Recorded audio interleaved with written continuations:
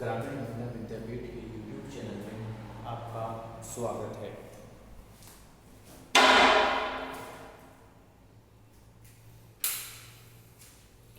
Dear student, कल हमने vitamin के बारे में अध्ययन किया था और विटामिन का हम कंप्लीट अध्ययन कर चुके हैं।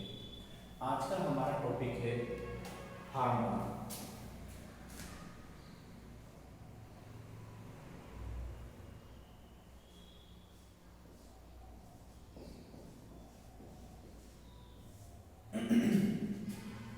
हार्मोन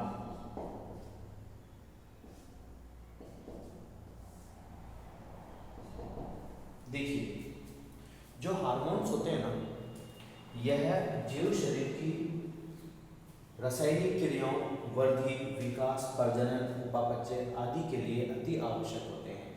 यानी कोई भी जीव है, उस जीव के अंतर्गत उसकी वृद्धि, उसका विकास, उसके जो उपापचय क्रियाएं हो रही हैं, उसके भोजन की पाचन की जो प्रक्रिया है, उसकी जनन क्षमता है, उसकी शारीरिक डेवलपमेंट है, इन सभी के लिए हार्मोन्स अति आवश्यक होते हैं। अगर हार्मोन्स का सिक्रेशन पर्याप्त मात्रा में नहीं होगा तो वह जीव रोग से ग्रस्त हो जाएगा। अगर हार्मोन्स का सिक्रेशन आवश्यकता से अधिक मात्रा में हो जाएगा तो भी वह जीव अन्य बीमारियों से ग्रसित हो जाएगा। क्लियर? तो यानी हार्मोन्स जो होते हैं, यह हमारी शारीरिक वृद्धि के लिए, शारीरिक विकास के लिए, मानसिक विकास के लिए, उपापचय क्रियाओं के लिए, प्रजनन क्षमता के लिए, उपापचय क्रिया के लिए, पाचन क्षमता के लिए, जो हमारा जो ब्लड रेगुलेशन होता है, इन सभी के लिए हार्मोन्स जो होते हैं यह अति आवश्यक होते हैं। क्लियर? आगे आ जाइए। जो हार्मोन्स होते हैं ये ग्रंथियों के द्वारा स्रावित होते हैं। अतः ग्रंथियों द्वारा स्रावित होने के कारण इन्हें ग्रंथि रस के नाम से भी जाना जाता है। दूसरी चीज, जो हार्मोन्स होते हैं ना, इन हार्मोन्स को रासायनिक दूध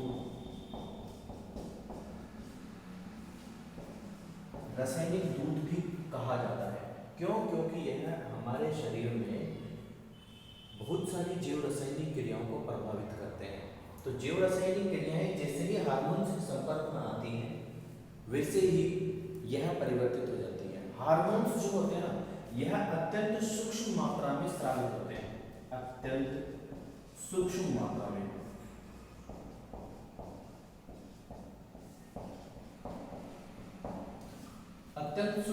में स्रावित होते हैं। परंतु होता क्या है कि इनकी जो बहुत कम मात्रा होती है वह बहुत कम मात्रा भी बहुत अधिक प्रभावशाली होती है। यानी थोड़ी सी क्वांटिटी में यह जाते हैं और जाकर अपना कार्य करने के पश्चात यह नष्ट अथवा समाप्त हो जाते हैं। तो एक चीज और याद रखिएगा कि हार्मोन्स केवल तब तक ही सक्रिय रहते हैं जब तक कि उनका कार्य नहीं हो जाए बॉडी के अंदर। जैसे ही उनका कार्य संपन्न हो जाता है वह नष्ट हो जाते हैं और यूरिन के थ्रू बाहर निकल जाते हैं, जीव शरीर से बाहर निकल जाते हैं। क्लियर? अर्थात ये हमारे शरीर में जमे हुए नहीं रहते, कार्य समाप्त होने के पश्चात में बाहर निकल जाते हैं। अब हार्मोन जो होते हैं दो प्रकार के होते हैं। देखिए, एक तो होंगे पादप हार्मोन और दूसरा होगा जंतु हार्मोन। पादप हार्मोन, ये पादप हार्मोन क्या करेंगे? पादप की वृद्धि के लिए आवश्यक है, पादप के विकास के लिए आवश्यक है, पादप में बीजों का निर्माण, कली निर्माण,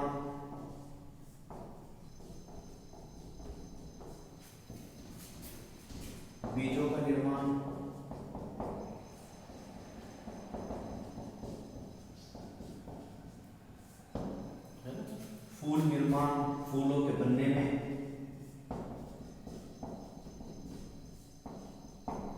फूल निर्माण, और इसके अतिरिक्त जैसे फल होते हैं, फलों के पकने में,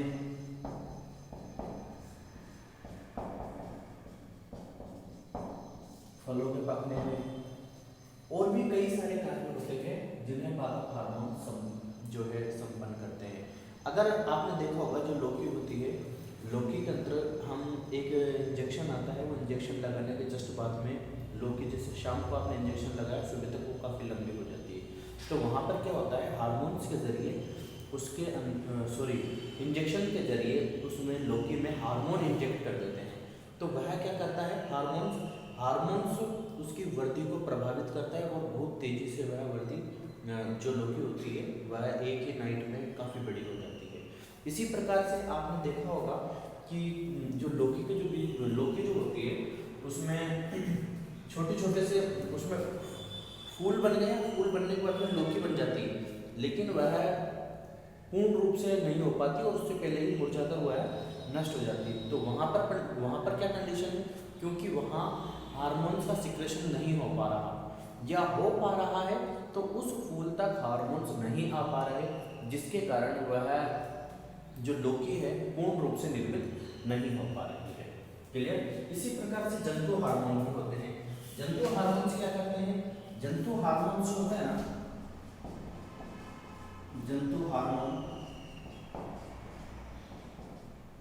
हार्मोन्स होते हैं ग्रंथियों द्वारा स्रावित होते हैं, याद रखना, ग्रंथियों द्वारा स्रावित होते हैं जंतु हार्मोन, और वही वृद्धि को प्रभावित करेंगे, विकास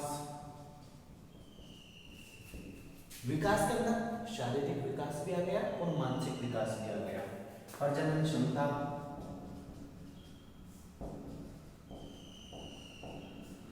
ठीक है ना, उपापचय क्रिया,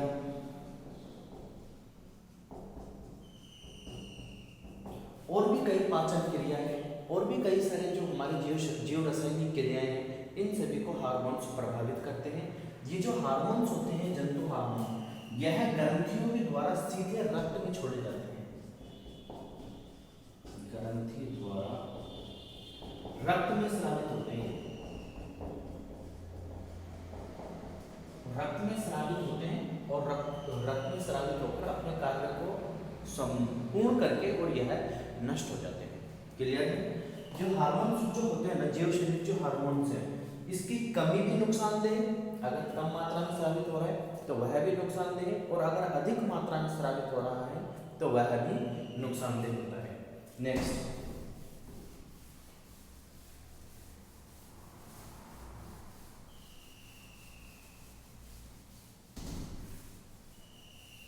हार्मोन का एंजाइम में अंतर,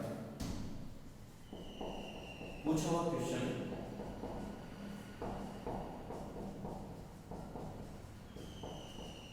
एंजाइम में अंतर।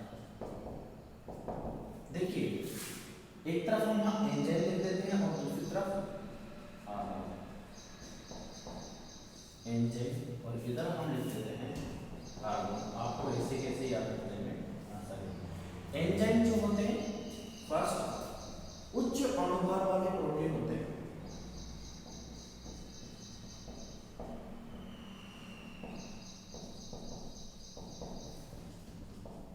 क्लियर। और जो हार्मोन्स होते हैं ये निम्न अणुभार वाले प्रोटीन होते हैं,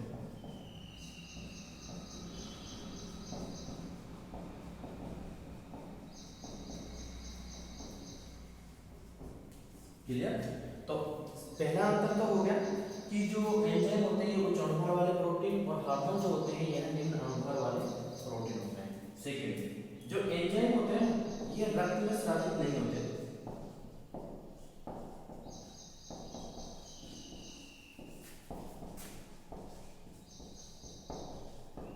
जबकि हार्मोन जो होते हैं ये ग्रंथियों के द्वारा सीधे कहां स्रावित होते हैं, रक्त में।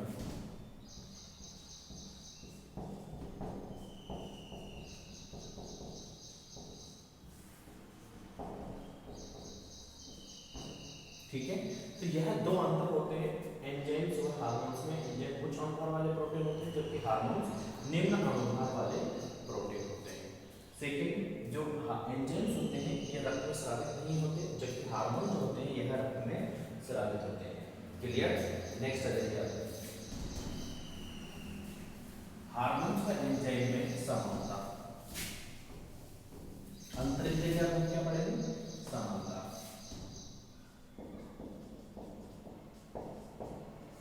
ठीक है। हार्मोन्स का एंजाइम में क्या समानता होती है, पहली समानता, दोनों ही जैव रासायनिक क्रियाओं को प्रभावित करते हैं।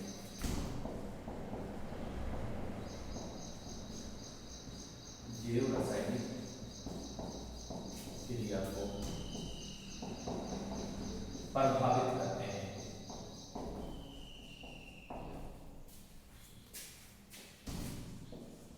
ठीक, और सेकंड दोनों ही क्या होते हैं, प्रोटीन होते हैं। ठीक है, तो अगर हार्मोन्स में अंतर पूछ ले तो अंतर याद रखिए, और अगर समानता पूछ ले तो समानता याद रखिए। समानता दोनों ही तो क्या होंगी, जैव रासायनिक क्रियाओं को प्रभावित करती हैं, एंजाइम्स भी जैव रासायनिक क्रियाओं को प्रभावित करते हैं, और जो हार्मोन्स होते हैं यह हार्मोन्स भी जैव रासायनिक क्रियाओं को प्रभावित करते हैं। ठीक है, और दोनों ही किसके बने हुए होते हैं, एंजाइम भी और हार्मोन्स भी दोनों ही प्रोटीन के बने हुए होते हैं। नेक्स्ट, हार्मोन का वर्गीकरण।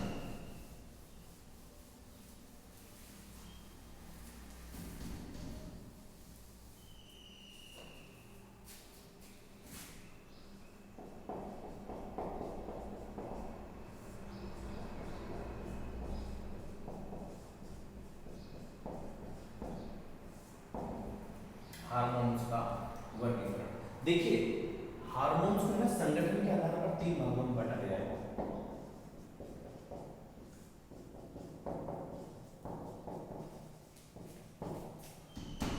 आधार पर 3 भागों में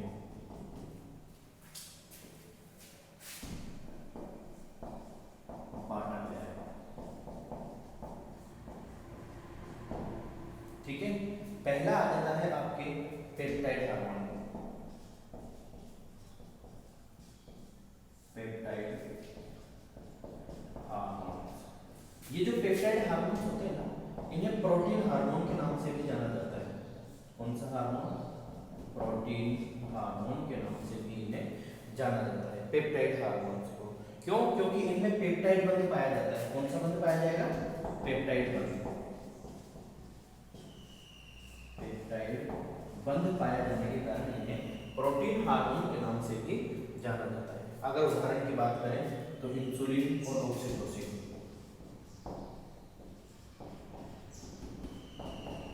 इंसुलिन व ऑक्सीटोसिन।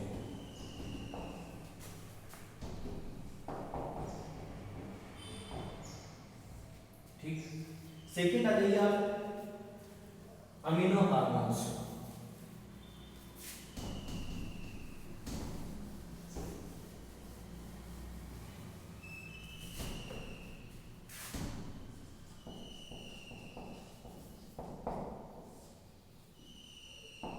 Second amino hormones. अब अमीनो हार्मोन्स जो होते हैं ये जल में मिले होते हैं,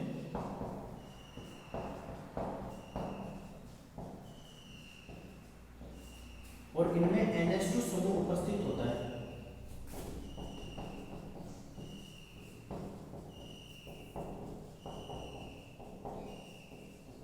इसके कारण प्रकृति कैसी होगी, प्रकृति होगी क्षारीय। क्लियर, याद रखिएगा, अमीनो हार्मोन जल में विलीन होंगे, NH2 समूह पाया जाता है। NH2 समूह पाए जाने के कारण इनकी प्रकृति कैसी हो जाती है, क्षारीय। अगर उदाहरण की बात करें एग्जांपल की, तो एड्रीनलिन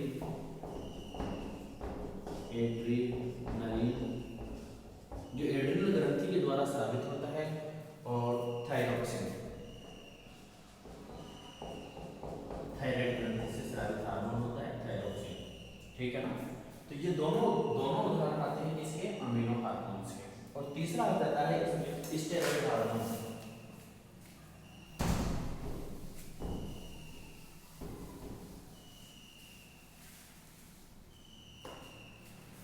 तीसरा आ जाता है स्टेरॉइड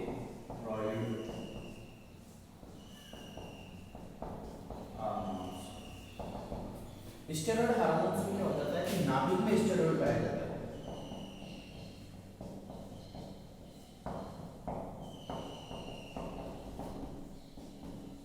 और स्टेरॉइड में क्या होता है, एक तो होती है तीन तो होती है साइक्लोपेंटेन,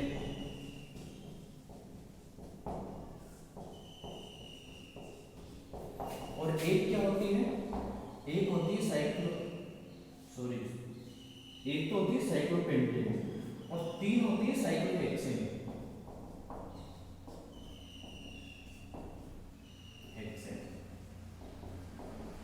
क्लियर? तो एक तो साइक्लोपेंटेन होगी और तीन क्या होंगी, साइक्लोहेक्सेन होती है। संरचना में बना देता हूं किस प्रकार से होगी, याद रखिएगा स्टेरॉयड हार्मोन्स की संरचना। स्टेरॉयड हार्मोन्स की संरचना ऐसे होगी, देखो जैसे बेंजीन की संरचना बनाते हैं ना अपन, बिल्कुल बेंजीन की संरचना के समान होगी। बस ध्यान क्या रखना है वो आप रखिएगा। ये बेंजीन की संरचना है, ठीक है ना। अब ये दो तो बिल्कुल इस प्रकार से बन जाएंगी। तीसरी जो साइक्लोहेक्सेन संरचना आएगी ना वो इस प्रकार से आएगी। और पेंटेन ऐसा है, देखो ये किसकी संरचना होगी, ये होगी स्टेरॉयड की संरचना। क्लियर? याद रह जाएगी। देखो तीन साइक्लोहेक्सेन, 1 2 3, एक साइक्लोपेंटेन। क्लियर? अगर उदाहरणों की बात करें स्टेरॉयड हार्मोन्स के उदाहरण कौन से होते हैं, तो स्टेरॉयड हार्मोन का उदाहरण है टेस्टोस्टेरोन, जो कि नर हार्मोन्स के नाम से भी जाना जाता है। ठीक है, टेस्टोस्टेरोन हार्मोन। ठीक है स्टूडेंट्स, यहाँ तक हमने पढ़ लिया। नेक्स्ट वीडियो में हम देखेंगे अंतःस्रावी ग्रंथियाँ और उनके द्वारा स्रावित होने वाले हार्मोन्स और उनके द्वारा क्या कार्य किए जाते हैं। Thank you very much.